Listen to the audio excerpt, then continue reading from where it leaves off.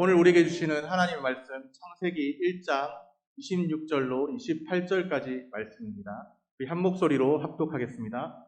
하나님이 이르시되 우리의 형상을 따라 우리의 모양대로 우리가 사람을 만들고 그들로 바다의 물고기와 하늘의 새와 가축과 온 땅과 땅에 기는 모든 것을 다스리게 하자 하시고, 하나님이 자기 형상 곧 하나님의 형상대로 사람을 창조하시되 남자와 여자를 창조하시고, 하나님이 그들에게 복을 주시며 하나님이 그들에게 이르시되 생육하고 번성하여 땅에 충만하라. 땅을 정복하라. 바다의 물고기와 하늘의 새와 땅에 움직이는 모든 생물을 다스리라 하시니라. 아멘. 사람 창조는 신비에 속한 하나님의 사역입니다. 창조의 절정은 사람입니다. 첫째 날 빛이 있으라 말씀하셨습니다. 빛과 어둠을 나누셨습니다. 빛을 낮이라 부르시고 어둠을 밤이라 부르셨습니다. 둘째 날에 하늘을 만드셨습니다. 하늘이 있으면 땅과 바다도 있겠죠. 셋째 날 땅과 바다를 만드셨습니다. 식물도 셋째 날 만드셨습니다. 넷째 날 해와 달과 별들로 하늘을 채우셨습니다. 하늘과 땅과 바다가 만들어졌는데 하늘에 해와 달과 별들로 채우셨습니다. 다섯째 날 새와 물고기를 만드셨습니다. 하늘에는 새가 날아다녔고 바다에는 물고기가 헤엄쳤습니다. 여섯째 날 짐승을 만드셨습니다. 짐승을 만드신 후에 최후로 사람을 창조하셨습니다. 인류 최초의 사람이 출현했습니다. 그 사람의 이름은 아담이었습니다. 아담 하나 두시려고 우주 만물을 먼저 만드셨어요. 하나님 아버지의 관심은 나라는 존재, 한 사람을 향해 있습니다.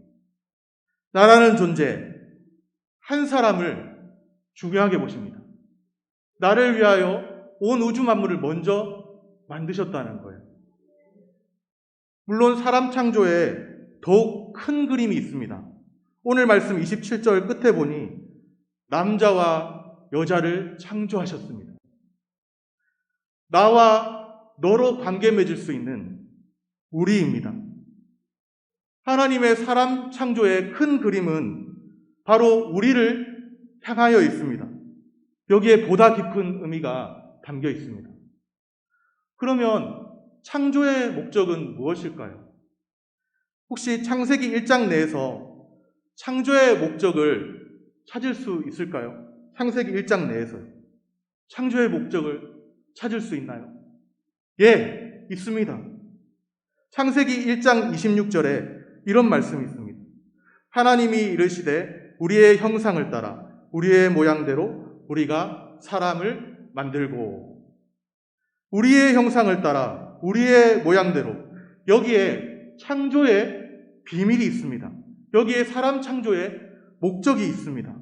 우리의 형상을 따라 우리의 모양대로. 사람은 하나님의 형상을 따라 창조되었습니다.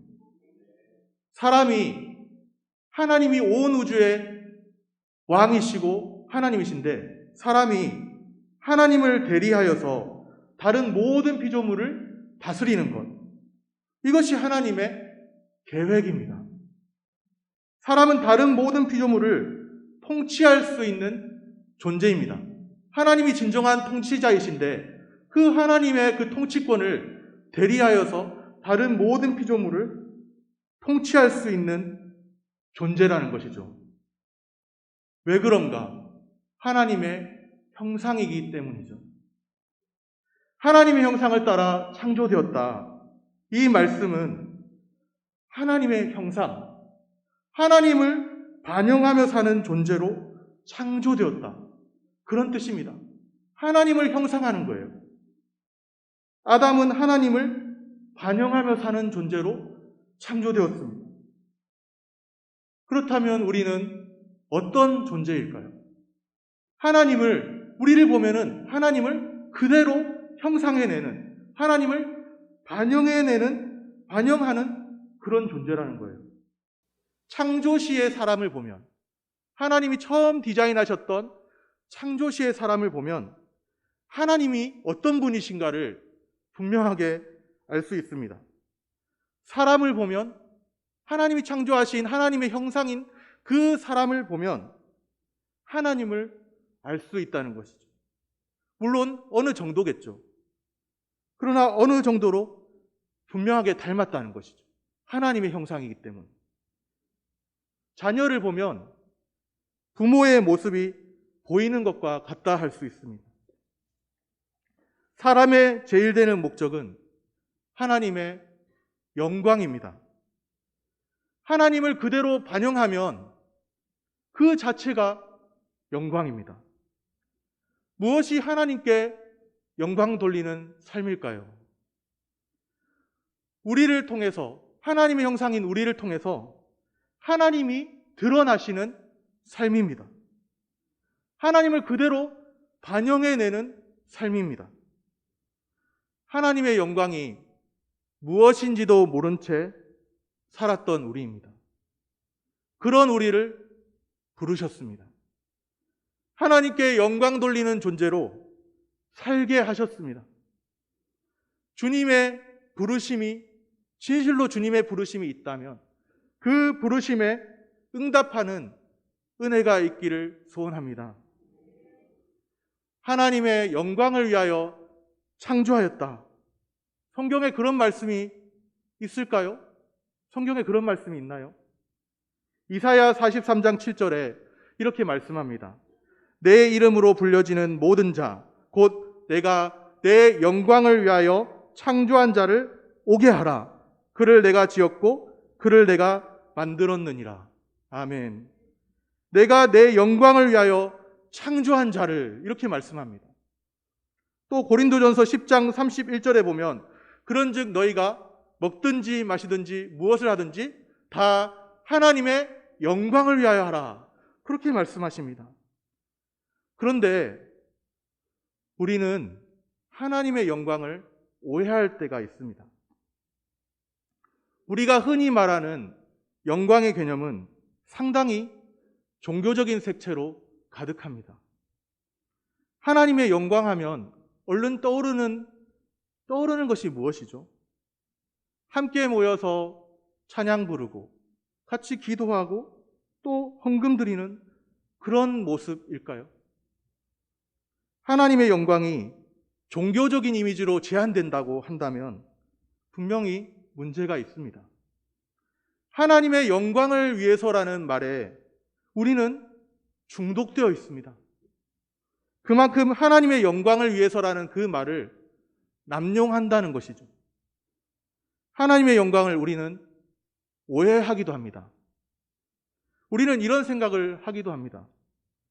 하나님의 영광을 위해 창조되었다고 한다면 우리는 꼭두각시인가? 우리는 허수아비인가? 그런 생각을 할 때가 있다는 거예요.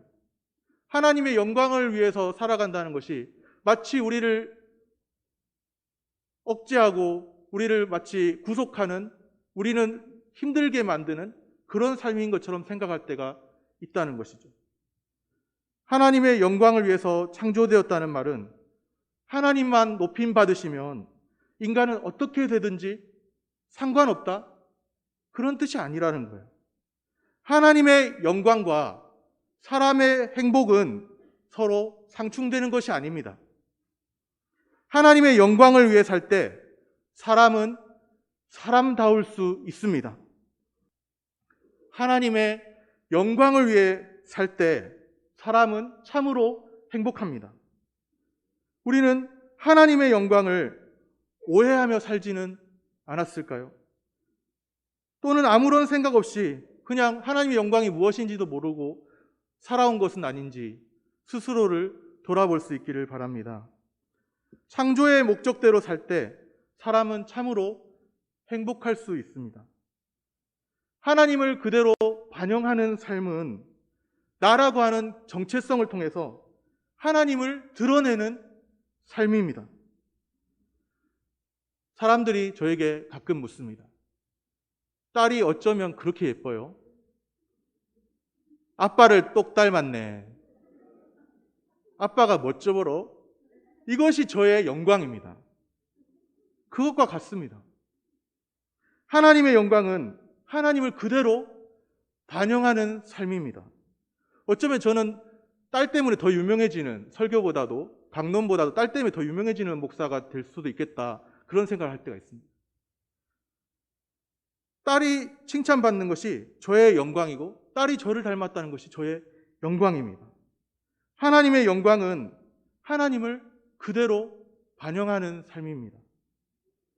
하나님의 형상으로 창조된 사람을 통해서 하나님이 그대로 나타나셔야 한다는 말이죠. 오늘 우리의 딜레마가 어디에 있을까요? 하나님의 형상됨을 드러내며 살도록 창조되었습니다. 그러면 분명히 우리를 볼 때 하나님이 드러나셔야 하는데 옆 사람을 잠깐 보시면 하나님이 보이시나요? 그렇지 않고 망가진 모습들, 그런 모습만 보이지 않습니까? 타락 이후로 전혀 하나님의 형상됨을 드러내지 못한다는 거예요. 창조 시에 사람을 보면 하나님의 형상됨을 드러내야 하는데, 하나님이 보여야 하는데, 타락 이후로 인간은 하나님의 형상을 전혀 드러내지 못한다는 거예요. 창조와 타락이라는 양면성 속에서 살아갑니다. 인간이란 그런 존재입니다. 양면적 존재입니다. 창조 시에 하나님을 형상하고 하나님을 분명하게 드러내야 하지만 또 타락 이후로 하나님을 전혀 드러낼 수 없는 그런 존재, 창조의 그 영광을 전혀 생각할 수 없는 그런 존재, 그것이 바로 인간이라는 것이죠. 하나님을 반영해야 합니다. 그런데 전혀 하나님을 반영하지 못합니다. 타락 이후 하나님의 형상은 희미해졌습니다. 우리가 하나님을 아는 지식이 있을까요? 우리에게 하나님을 아는 지식이 있다면, 타락 이후로 우리 인간에게 하나님을 아는 지식이 있다면 그 지식은 두더지, 땅 속에 사는 두더지 아시죠? 두더지만도 못한 지식입니다. 땅 속에서 땅굴을 파고 사는 그 두더지만도 못한 지식이 우리가 알고 있는 하나님을 아는 지식이에요. 그저 더듬어 찾고 희미하게 찾고, 그러나 명확한 성경에 계시된 하나님을 알지 못하고 스스로 하나님을 안다 하면서도 유일하신 참 하나님을 떠나서 스스로의 마음속으로부터 우상을 만들어내는, 마치 우리의 마음이 우상을 만드는 공장과도 같은 그런 존재가 바로 인간이라는 거예요. 하나님 아는 지식이 있습니까? 하나님과의 관계성, 그 경건이 있습니까? 지식도 없고 경건도 없고 아무것도 없어요. 그것이 바로 비참한 인간의 모습. 원래 창조시는 그렇지 아니하였으나 인간이 타락하여 하나님을 전혀 형상하지 못하는 존재, 그런 존재의 모습이 우리의 실존이라는 것입니다. 여기에 우리의 탄식이 있습니다. 여기에 우리의 절망이 있습니다. 우리 사람을 보면 하나님을 형상해내고, 사람을 보면 즐겁고, 사람을 보면 행복하고, 하나님이 보여야 하는데 그렇지 못한, 우리를 보면 죄만 드러나는, 비참만 드러나는, 여기에 우리의 탄식과 아픔과 절망이 있습니다. 그 사람의 말을 들어보면 나를 상하게 하고 괴롭게 하고 쓴뿌리가 가득한 것처럼만 보이는, 그 여기에 바로 우리의 탄식과 절망이 있다는 것이죠. 그렇다면 우리의 소망은 어디에 있을까요? 하나님의 형상됨을 회복하는 삶에 있는 줄로 믿습니다. 하나님을 그대로 반영하는 삶입니다. 그런데 하나님의 형상을 더 이상 생각할 수도 없을 정도로 전적으로 부패한 존재가 바로 우리라는 거예요. 타락 이후로 하나님의 형상, 나와는 동떨어진 거리가 먼 이야기처럼 거리가 먼 소리처럼 들리는 것이 바로 우리 자신의 실제라는 거예요. 하나님의 형상은 저 멀리 있고 나는 하나님의 형상이 무엇인지도 모른 채 죄와 비참과 아픔과 고통과 슬픔과 절망 가운데 살아가는 것이 우리의 모습이라는 거예요. 그렇게 전적으로 부패하여서 창조의 영광을 바라보지 못하는, 창조 시 하나님이 기대했던 그 계획을 바라보지 못하는 존재가 바로 우리입니다. 전적으로 부패한 사람입니다.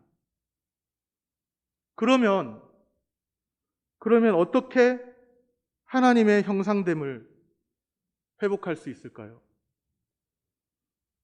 우리 스스로의 힘으로 할 수 있습니까? 나의 힘으로 하나님의 형상됨을 회복할 수 있습니까? 내 스스로의 결단과 결심으로 되나요? 그렇지 않습니다. 하나님의 아들이 친히 오셔서, 친히 찾아오셔서 참 하나님의 형상을 보여주신 줄로 믿습니다. 하나님의 형상됨이 무엇인지 나타내 보이셨습니다. 그 아들을 통해 비로소 하나님의 형상의 비밀이 풀리기 시작합니다. 그 아들을 통해 우리는 비로소 알게 되었습니다. 여기에 진정한 소망이 있습니다. 여기에 진정한 회복이 있습니다. 진정한 소망은 하나님의 형상됨을 회복하며 사는 삶에 있습니다.